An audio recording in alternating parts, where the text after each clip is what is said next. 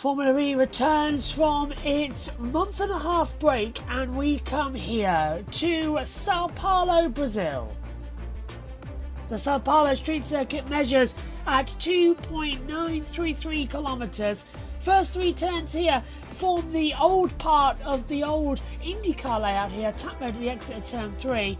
Turn 4, really hard opportunity for braking, great for regeneration of energy as well.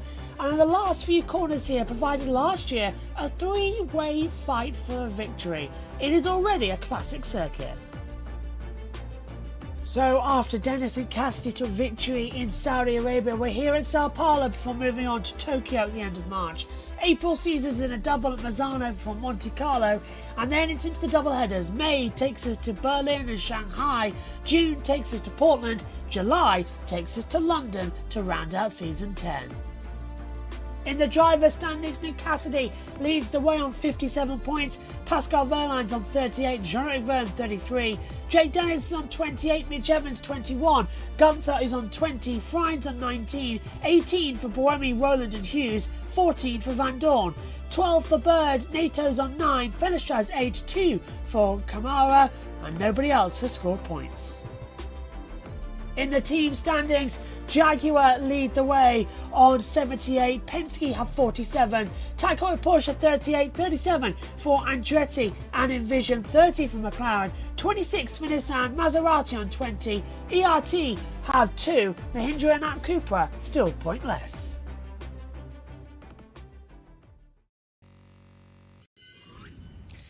Formula E is back in business and the session is underway here for the first free practice of the weekend. The green light's gone on, Buemi and Freins are up there with a 1-2.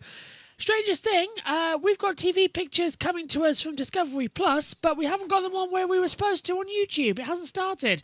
So while we get our systems booted up, because now we know where to find it, we're going to hand over to the world feed and hopefully guys can have a crack at all the action as well. With the session underway, we'll hand over to Dario.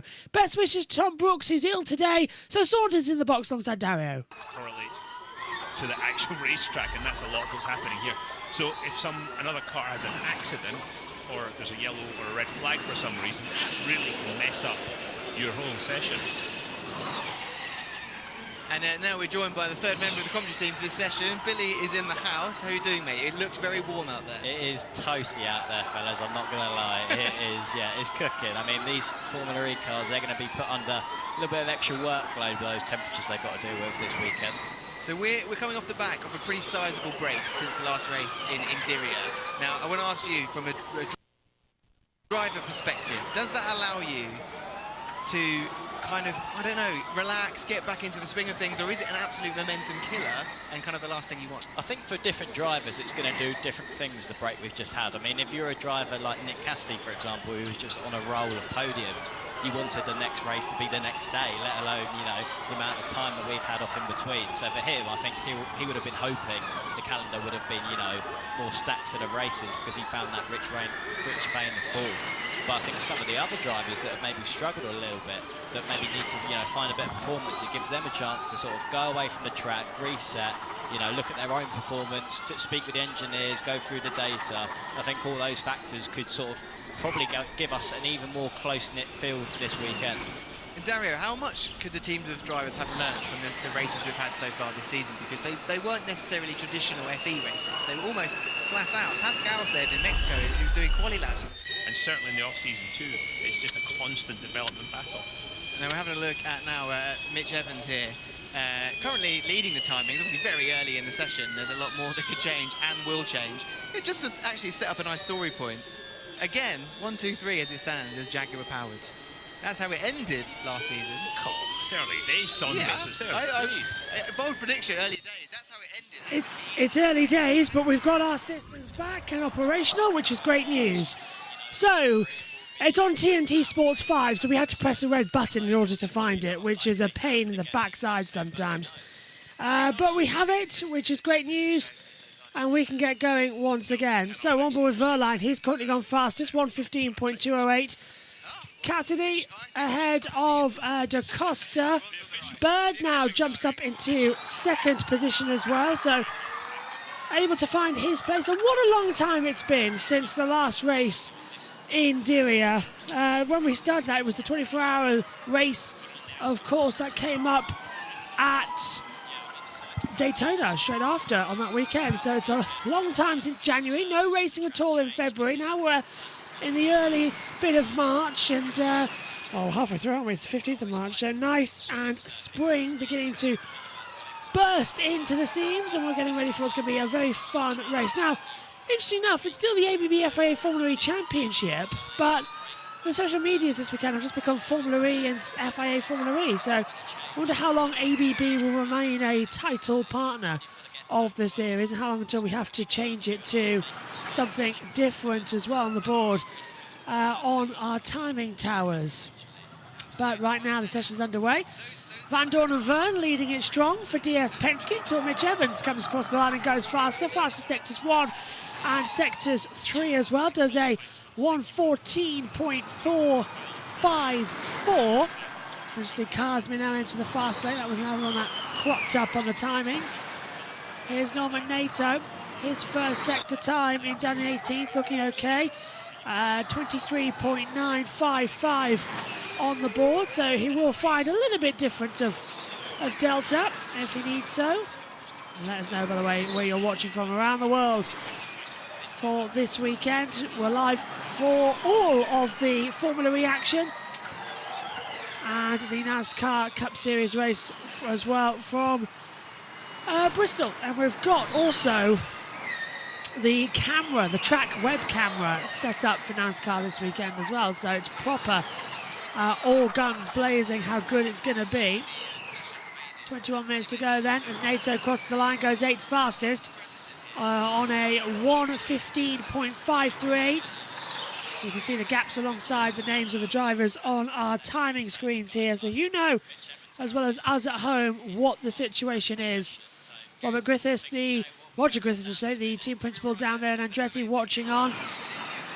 There's no yellow flags that sector. It's a weird track, this. It's one of the shortest layouts we have on the calendar. It literally just goes up 2 sides of the motorway. But they call it the Sambadrome, which I think is quite an interesting name for it. Last year, it provided one of the closest finishes we ever saw in Formula E. 3 cars side by side at the end. Fantastic season for now. Jaguar were strong here.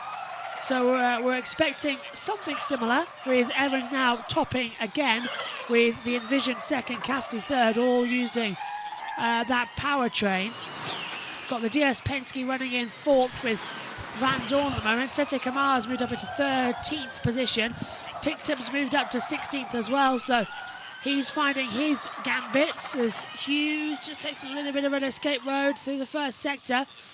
Trying to find out where he's coming actually on the timing screens. Down to, well, of course, there's a different clock here as well, isn't there? So the finish line is different to the start line in terms of positioning. So the start line's further down the straight, finish line's at the exit, and the timing line is different as well. Evans on a 1:14.454. Verne, Freins, Cassidy, Muller, top 5. Who's just that? DaCosta's got up to 10th place. So great job from Antonio Felix DaCosta to move up into 10th. Let's throw it over to Dario and Saunders. So all the drivers are in the same boat, and for me, it's the chance for a driver to, rise to the challenge. And Billy Munger. Also got the bumps as you approach that surface change as well, so you're dealing with that. And not only is the driver dealing with it and trying to find a rhythm and trying to find the speed in that point, but you're trying to get the car to brake and all the systems in the car, the regen systems to work on those 2 very different grip levels as well. So it's a fascinating challenge for the drivers and the engineers. Riding on board with Jake Dennis here, you can see how much that suspension is working, going on this very, very bumpy track. There is actually a point towards the end of the second big straight where they chance for a bit of air. We saw that last year, didn't we? Was it Nick Cassidy, I believe, who took off in the race? So yeah, they'll be avoiding that section of tarmac, that's for sure. We saw that in New York as well a while back. I think it was Mitch Evans pulled over to the left to pass someone, and the next thing he's got 4 wheels, foot off the ground. So it's always the first one that goes out there that tries to go, yep, I saw that. I won't do it again. So the cars are coming in now. A few of the teams coming in for their first tyre change. Obviously, there are 2 sets that they run on any race weekend. Just think, one of the sustainability initiatives here of Formula E, minimise that. Also makes it quite challenging because there is an optimal temperature for these tyres, and the hotter it gets, the harder it is to reach that. Billy, you've raced against a couple of these guys in the past. I want to know, who have you got your eyes on based on your past experience? Are there any characteristics that stand out of some of these guys? Well, I mean, I think it would be unfair for me to not mention Dan Tixham's name just because of the track record he has around street circuits. I mean, he won the Cow, which is seen as one of the hardest races in motorsport to win. So, I mean, the nature of that win puts him in good stead whenever he comes to a place like this. Obviously, it's been a bit of a tough season for him so far. He hasn't scored any points yet. But he'll be hoping that maybe this weekend could be the chance to, leap into the points. Roland coming across down in the second sector delta. It's a short lap here. Green overall. Is he going to head up, sliding that Nissan round the last corner, right up towards the line, and Roland jumps up to 3rd position. 34 thousandths of a second off of Andor's 1:14.373.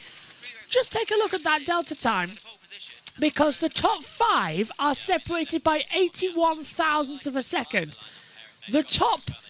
I'm trying to have a look at the delta time. Yeah, the top 16 are inside a second of each other. Insane. Just pure insanity what these drivers have got to deal with. There's got some traffic on the back straightaway as we see Jean-Eric Verne down the back stretch, and he's got Freins ahead of him, and he's got somebody behind him, DaCosta, directly behind him, and throwing there one of the McLarens of, well, I can't tell it, so at the moment it's going to be Sam Bird who's just ahead of him. White flag's out. One of the Envision slowing down a little bit there, so that's Cassidy getting out of the way towards turn 7 and 8. Helps with the driver tracker exactly telling you where and who is going wide and going wrong. But interesting little session this. It's creeping up to quite an interesting one in tomorrow's sessions as well. The pace, you're controlling when to brake, you're not working off the guy in front of you. There's no chance you're going to run into the back of him. You're controlling the pace of it. You're going to have clean air going into the radiators, which allows you to not overheat the battery. That's something I haven't even got into yet. We talk about energy management. It's so hot here that if the teams, the drivers regenerate. Same settings. Feel free to adjust to R2 if needed. If the drivers regenerate to the maximum grip available, the battery will probably overheat, especially if you're back in the pack. So do you want to go back in the pack and save energy, which means you'll have to regenerate less? Do you want to lead the race? It means you have clean air in the radiators, which means you can regenerate more. You've got to pick your poison here. And also, you think about tomorrow. If you get too far back in the pack trying to save energy, then you've got to take risk to get past the 7, 8, 9, 10 cars that are ahead of you, and they're not going to want to give you an inch. That's the part about tomorrow that really excites me, because they know so much more this time around than they did last season. That window of when to, I'm calling it launching, so when to launch and go an all-out attack. You've saved enough, now just push. I feel like everyone's going to do it at the same time, on the same lap, and 22 cars into one corner does not add up. Everyone's going to be singing off the same hymn sheet when it comes to, the strategy for the race. Like you say, last year's given them a lot of information, and like Dario said, there's a lot of benefits to leading the race in terms of, you're out of the, potentially being crashed into. You can dictate the pace and manage stuff how you want to, but it simply is more inefficient. So there's a real balance to play there. We've just been on board with Robin Freins as he comes for a tyre change. Now, I've got an interesting little story going on, dynamic with Robin Freins, because he made a wager with me at the very start of the season that he would make it into the duels for the first 6 events. He was very keen for some reason. Mazzano, it's all going to change, but he did it in Mexico. He did it in the second of the Diriyah races, ended up on the podium, and he's absolutely guaranteed me today in the track board that he's going to do it again. Man full of confidence, clearly. Crikey. How much money's involved? It's actually not a monetary wager, it's more just pride. Oh, they're the best ones. Look how busy things are on screen. Everybody's on different plans. Some are on a cool down lap, some are on a push lap. It's all happening. You can see the bumps down this section of the circuit. Look at the car moving. And then That's not so bad there, but when you get into the braking zone, it's relatively smooth. It's a challenge for the engineers, Dario, isn't it? To, for ride height purposes and everything like that, to make sure they can get that as low as they can get away with, whilst not running into the danger of bottoming the car out. Yeah, you want to keep the tyres in contact with the track as much as you can, and then obviously you jump the curbs as well, and it's making the damper, the suspension, making the shock absorber work, so when the car hits the curb again, you keep that. It doesn't upset the car, and it keeps the tyre in contact as much as possible. So let's just take stock of where things are currently with about 13 minutes remaining. Stoffel Van Dorn just put in another good time to remain at the top. Maximilian Günther, again, sharing that Stellantis Motorsport powertrain. Always like looking at the powertrain side of things as well as the drivers and the teams. It's followed by Oliver Rowland, again looking quick. He's looked pacey all season. He just only turned it into fruition when it came to that second race in Diriyah. Pascal Wehrlein, the driver that won the first race of the season, Mitch Evans, Sam Bird, Eduardo Mortara, Zorik Byrne, Robin Frijns and Jake Dennis closing out the top 10.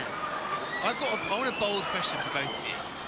Where do you think the sweet spot is to win this race? Where do you want to qualify? Well, for me, I think you've got to be in the top 5 or 6. One, because that takes any potential risk out of the start and the first few corners, because there's always going to be that bunching up effect. And if you're in that middle pack, you might think, okay, for the race this can pay out well for me, but there's a bit too much risk for me involved in that. So I'd say you've got to be top 6 for me, because then you can make the decision during the race to drop back into the pack. I think it's harder to start middle pack and try and make your way forward. Do you agree, Darren? I want a clear view into turn 1. I want to start on pole, and then I want to judge the gap from there, and then I want to control where I position myself from then. I don't want to go any further back than 5th. That's my thing. And then I want to go a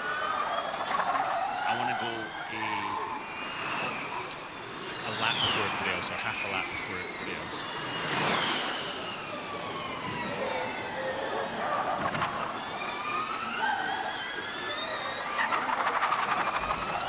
So let's I've got some stats to throw out, just to maybe throw the cat amongst the pigeons with your responses there beforehand. So this time last year... I think what he's saying is, Billy, that we're wrong. Yeah, that's what he is. I don't think you can be wrong. I don't think we know enough. No, I think there's so much at play. Come on. So on the podium last season, we had Mitch Evans, Nick Cassidy, Sam Bird. Mitch Evans was the only driver that started in a top 3 position. Sam Bird started 10th with a penalty and finished on the podium, also a couple of percent up. He thought he could have even gone on to win the race, but he was doing a good one. So I think it could be one from maybe slightly further back from 6th. But haven't you just said that we know a lot more this year about the car, the powertrain, how the race is going to happen, therefore it's going to be closer, the competition's going to be But I also know Formula E. I'm with you. I mean, the amount of times people say, who's going to win today? I have no clue. Not a notion. Not a notion. And like you talked about this incredible race last year, but the top 3 were able to break away at the end, and it just takes somebody to have a little bobble, and if the guys ahead of you in that group get away to close that gap, you just don't have the energy to do it later on in the race. So again, not only you control it, you're trying to control your car, what you're doing, but you can be so affected by something like that. So 2 very strong laps there just came in from the 2 Andretti boys, Jake Dennis, Norman Nato. Dennis obviously on a title retention year. Now qualifying has always been a point for the Porsche powered cars that haven't necessarily been there or there, they haven't been as good as they want to be in the generation of Gen 3 so far. Pascal Wehrlein put that to bed in Mexico. That hasn't always been the case for Jake Dennis. Yeah, Jake seems to have a bit of an up and down, relationship with qualifying. But one of the loops was in red. We'll hear from Antonio Da Costa there, but yeah, like I was saying, Jake Dennis in qualifying is quite up and down. I mean, Diriyah kind of summed that up in terms of just across a whole race day. We had a double header there. One day Jake Dennis was winning by 13 seconds and clearing off down the road, and the next day he was struggling in qualifying and was mid-pack. So I think, one, that's down to the nature of how close Formula E is, but it does seem like there's a real sweet spot with that core powertrain to find, and it seems tricky some days rather than others. Talking of Porsche powertrains, we're looking at Da Costa on track here in the Tag Work Porsche Formula E team. Da Costa, he needs a big weekend, doesn't he? Because things haven't been very easy for him so far this season. Yeah, I really like Antonio. He's a good friend of mine. He has had a tough start to this season in Formula E, and his confidence, I think, in Saudi was at an all-time low. You talked about those time spent away between the races. I really hope he's managed to work with the team and find out what he's been missing in terms of just feel with the car, and he's managed to get really get himself in gear for the rest of the season, because he's a champion in Formula E. If I had a team, he's one of the guys I'd put in it. So great to see him return to form. Just like clockwork, Antonio Fittipaldi puts in a lap to get in P2 in the timesheet as it stands, but there is less than 7/10 between the top 10 at the moment, so it is looking pretty tight.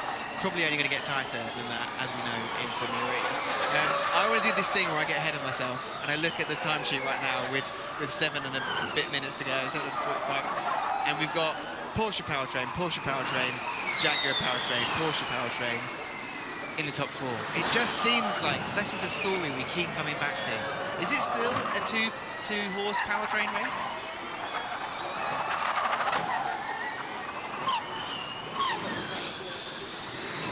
So is it still a 2 powertrain race, or is it potentially the Nissan's coming into play, or the Stellantis coming?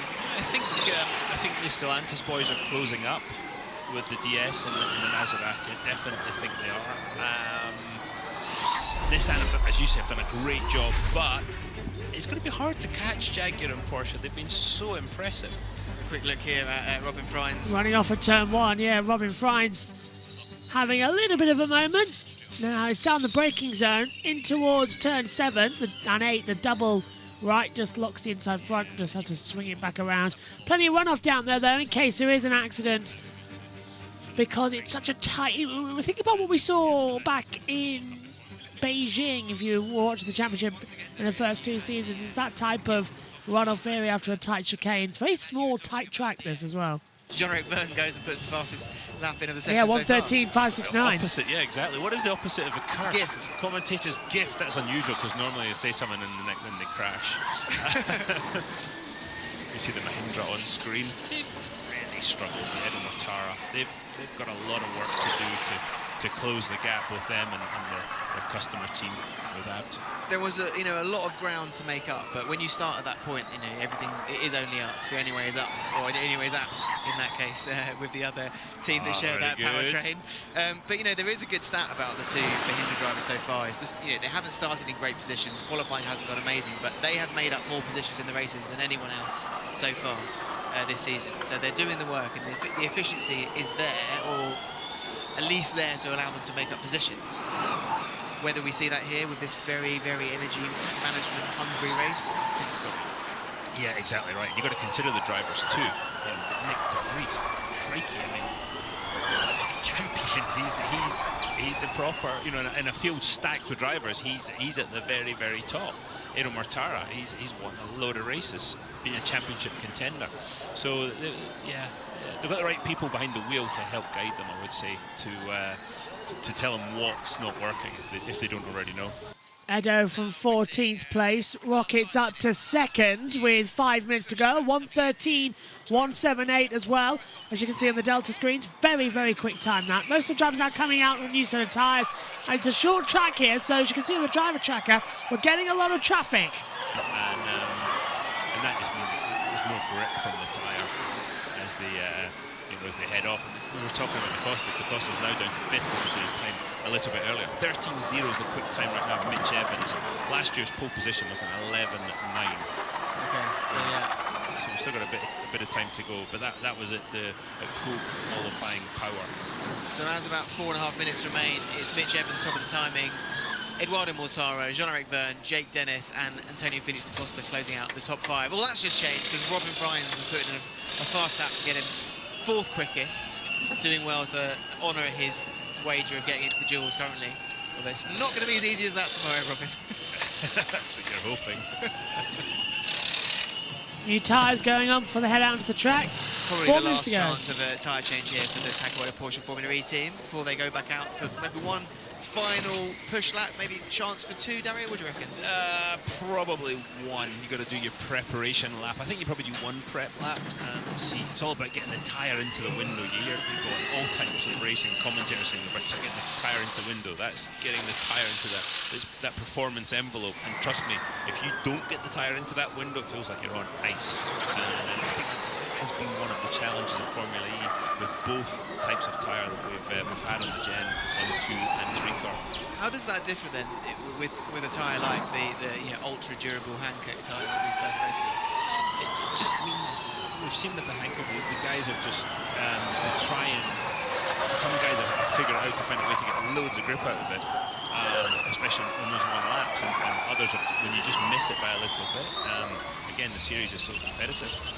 You're at the back. So here we are watching Lucas di Grassi make his way around the circuit for potentially the last push lap, up on his best time so far in Sector 1 and Sector 2. See if he can match that in Sector 3. This is more than a home race for di Grassi. You know, yes, he's Brazilian, but he is Sao Paulo. He's born and raised here. All of his racing experiences, every category of racing he's raced in, he's done in Sao Paulo. Yeah, he has. Yeah, I mean, not everyone can say that. No, F1, WEC, World Endurance. Stock car. Yeah. That's an incredible statistic. I was talking to Lucas this morning about some of the trials and tribulations and just trying to figure out what they need. And I mean, who better? He's such a good communicator. So for the engineers, that's really helpful. And the AB team with the Mahindra Putra team and the Mahindra powertrain, it's really he's the right guy to level them. He's been giving me some great little facts and stats this weekend to help me with it. He loves a stat, doesn't he?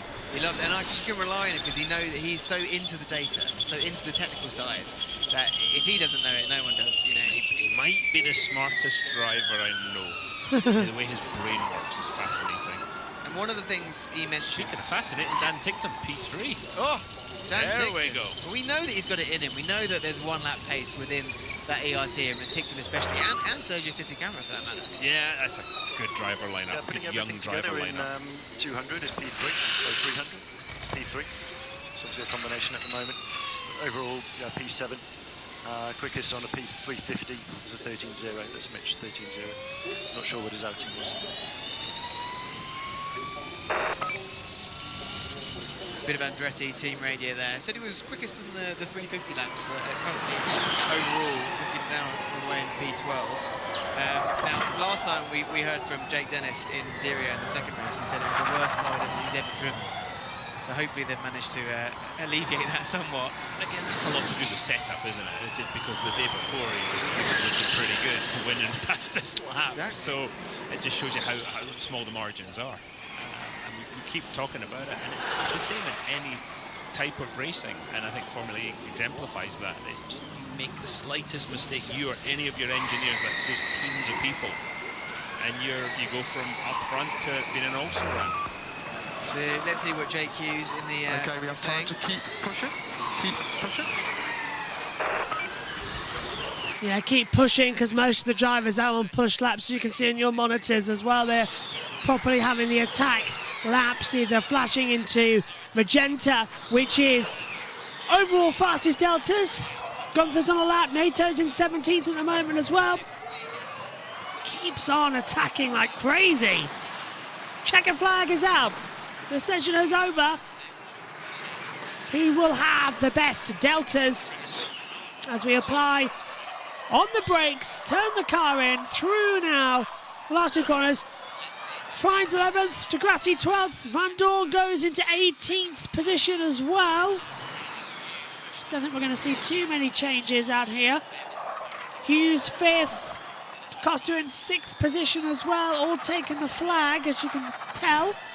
Cassidy's up in the middle sector, actually. Cassidy's looking very good as he takes the checker flag. Cassidy goes fastest. It's a Jaguar TCS Racing 1-2. And nobody expected that after what we saw last time out. It is a 1-2 for the Jaguars. That's better. That is so much better. And Evans has gone faster than Cassidy. Evans goes faster than Cassidy across the Delta line. Mortara 3rd, Ticktum 4th, Verline 5th, and now the yellow flags come out for the standing start tests. But wow!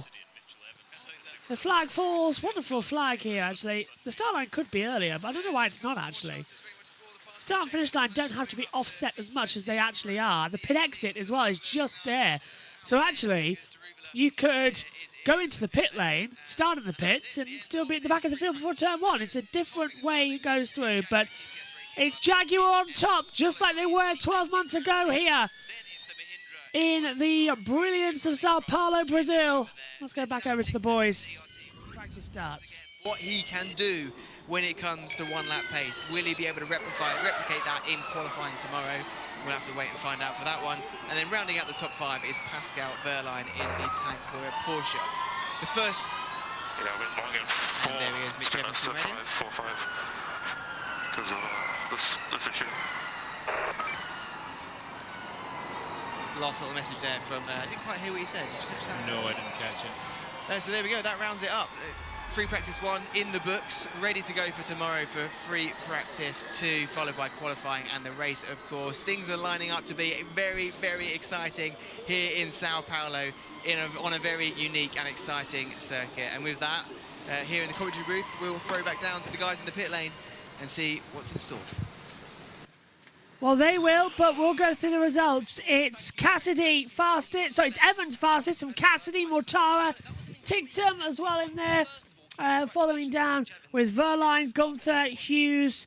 Then we get Da Costa, Jeruvala, Nato, Sergio Sedi Camara, Boemi, Dennis, Muller, Vern, Freins, De Grassi, Roland, De Vries, Bird, Van Dorn and Fenestraz. So the cars do their practice starts and then make their way back in from the first practice session. Bit of a weird one this, as not everything was working 100% correctly, not only with...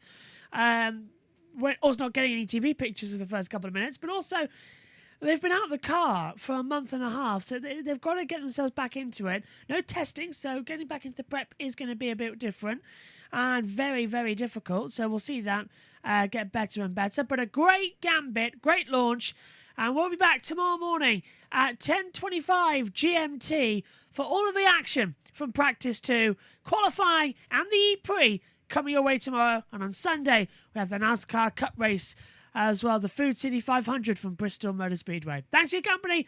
We'll see you tomorrow for race day. Bye-bye.